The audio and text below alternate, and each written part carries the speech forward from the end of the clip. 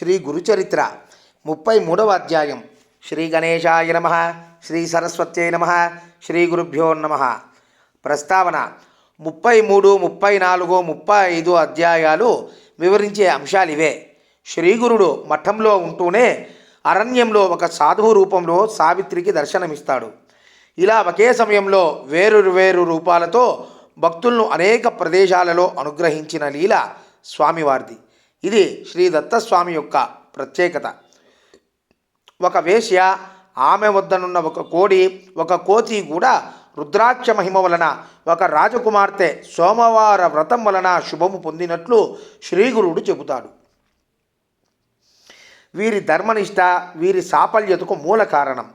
ధర్మనిష్టకు భగవంతునిపై విశ్వాసమే మూలం.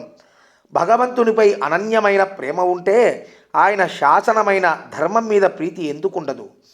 ధర్మం లేకుండా రుద్రాక్ష వ్రతము, వేదాధ్యయనము వ్యర్థమని, మిథ్యాచారమని శ్రీగురుని సూచన. ప్రారబ్ధవశాన బాహ్యదృష్టికి వేషైన ధర్మనిరతి గల అంతరంగము, భక్తి ఆమెకు ఉత్తమ గతిని ప్రసాదించాయి.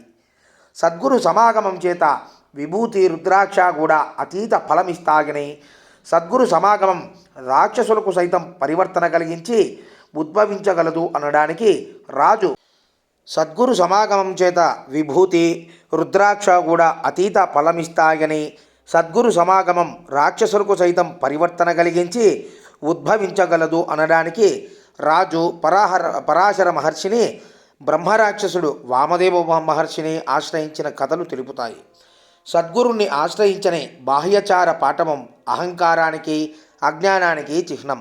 కారణం, ధర్మాన్ని, సదాచారాన్ని నిశితంగా సూక్ష్మంగా విప్పి చెప్పగలవారు వాటిలో పరిపూర్ణతనందిన వారే గదా.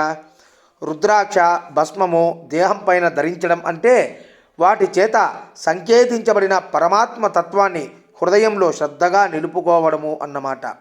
అందుకు అవసరమైన సాధనాన్ని అన్వేషించుకుంటూ ముముక్షువు తప్పక సద్గురువును ఆశ్రయించి కర్తవ్యాన్ని తెలుసుకొని ఆచరిస్తాడు.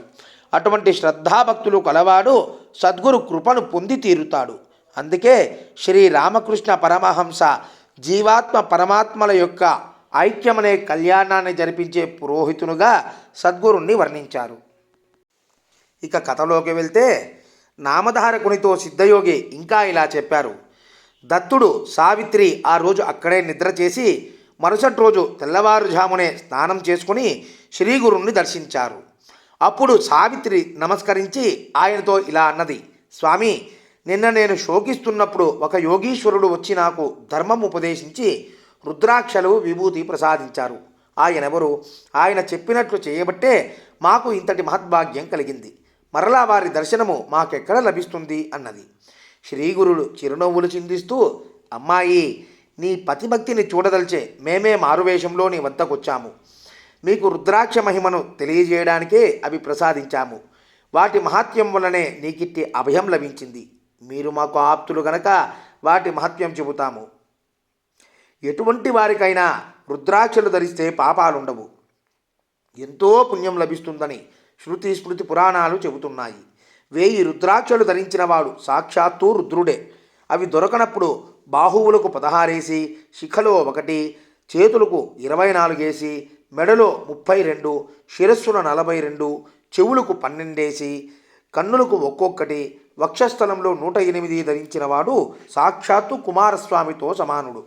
వాటికి పగడాలు, స్ఫటికాలు చేర్చి బంగారంతో చుట్టి ధరించిన వారికి రుద్రలోకం ప్రాప్తిస్తుంది. రుద్రాక్షమాలతో జపం చేస్తే అనంత ఫలం వస్తుంది. భస్మము, రుద్రాక్ష ధరించిన వాని జన్మయే వ్యర్థం. అది ధరించి స్నానం చేస్తే గంగా స్నాన ఫలం ఉంటుంది. ఏకాదశ రుద్ర మహామంత్రంతో రుద్రాక్షను అభిషేకిస్తే శివలింగాన్ని అర్చించినంత ఫలితం ఉంటుంది. రుద్రాక్షలలో ఏకముకి జన్మరాహిత్యమే ప్రసాదించగలదు. ఎటువంటి రుద్రాక్షలు ధరించినా 4 పురుషార్థాలు సిద్ధిస్తాయి. పూర్వం కాశ్మీర దేశంలో భద్రసేనుడు అనే రాజుకు తారకుడనే కొడుకు, మంత్రి సుధర్ముడికి సద్గుణుడు అనే కొడుకు ఉండేవారు. వారెంతో ప్రేమగా మసలుకుంటూ ఎట్టి ఆభరణాలు లెక్క చేయక రుద్రాక్షలు ధరించి శివారాధన చేసి కానీ భోజనం చేసేవారు కాదు. ఒకనాడు పరాశరి మహర్షి రాగా భద్రసేనుడు ఆయన్ను పూజించి ఆ బిడ్డలిద్దరి విచిత్ర వైఖరికి కారణమేమో చెప్పమని ప్రార్థించాడు. ఆ ముని, రాజా, వెనుక నందిగ్రామంలో మహాసౌందర్యవతి శ్రీమంతురాలు అయిన మహానంద అనే వేశ్య ఉండేది. ఆమె గుణవంతురాలు, స్వేచ్ఛాచారిణిగా జీవించగా పెద్దల వలన సకల ధర్మాలు తెలుసుకొని దాన ధర్మాలు చేస్తూ జీవించి ఉండేది. ఆమె నిత్యము అలంకరించుకొని తన ఇంటనున్న మంటపంలో నృత్యం చేసేది. ఆ మంటపంలో ఒక కోతిని పెంచుతూ ఉండేది. వాటిని ఆమె వినోదం కోసం రుద్రాక్షలతో అలంకరించేది. ఒకనాడు మహాధనికుడు శివవ్రత దీక్షుడు అయిన ఒక వైశ్యుడు ఆమె ఇంటికి వచ్చాడు.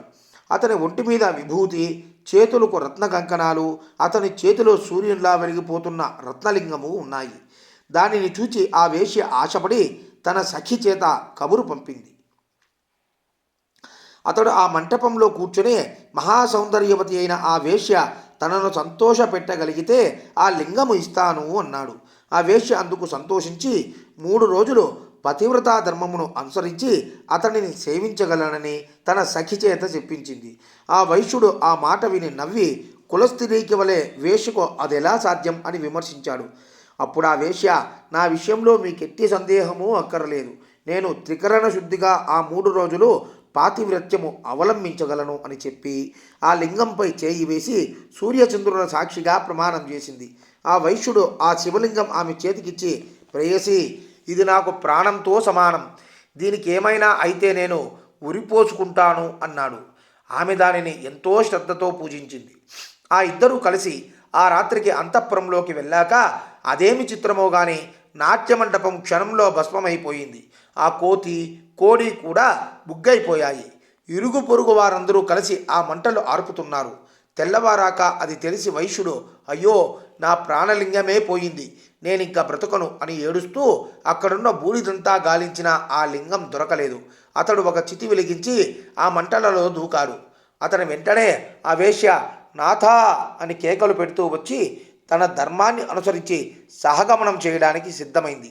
ఆమె బంధువులు ఆమెను వారించి, వేశ్యవైన నీకు ఇదేమి వెర్రి అని ఎన్నో రీతిలా చెప్పి వారించారు. కానీ ఆమె వారి మాటలేవి పట్టించుకొనక సూర్యచంద్రుల సాక్షిగా అతనితో పాతివ్రత్యము అవలంబించిన నాకు ఇదే ధర్మము.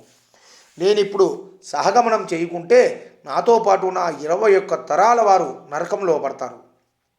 నా ధర్మం నేను పాటిస్తే వారందరూ తరిస్తారు. మరణము అన్నది ఎప్పటికైనా తప్పదు కదా. ఇలా హీనంగా బ్రతికే కంటే నా ధర్మము ఆచరించి తరించడం ఎంతో శ్రేష్టం అని చెప్పి అగ్నిలోకి దూకబోయింది. వెంటనే శివుడు సాక్షాత్కరించి, సుందరి, నీ ధర్మగుణాన్ని పరీక్షించదలచి నేనే ఆ వైశ్యుని రూపంలో వచ్చాను. నీకు ఇచ్చినది నా ఆత్మలింగమే. ఆ మంటపానికి నేనే నిప్పు పెట్టి నీ పాతివ్రత్య గుణాన్ని పరీక్షించాను. నీ ఇష్టం వచ్చిన వరం కోరుకో అన్నాడు. ఆమె ఆశ్చర్యపడి భక్తితో నమస్కరించి, స్వామి, నాకీ ముల్లోకాలలో ఎట్టి భోగము అక్కరలేదు. నాకీ సంసార బంధం తొలగించి శాశ్వతమైన శివసాయుధ్యము ప్రసాదించు అని ప్రార్థించింది. శివుడు సంతోషించి ఆమెను వెంటనే కైలాసానికి తీసుకుపోయాడు. ఆనాడు నాట్యమంటపంలో అగ్నిలో పడి మరణించిన ఆ కోతి ఈ బిడ్డలుగా జన్మించారు. పూర్వజన్మ సంస్కారం వలన శివభక్తులై భస్మము, రుద్రాక్షలు ఇంత ప్రీతితో ధరిస్తున్నారు. వీరి పుణ్యము చెప్పనలివి గానిది కనుక ఓ సాధ్వి, రుద్రాక్ష మహిమ ఇంత గొప్పది అని శ్రీగురుడు చెప్పాడు. శ్రీ దత్తాయ గురవే నమః. శ్రీ శ్రీపాద శ్రీవల్లభాయ నమః.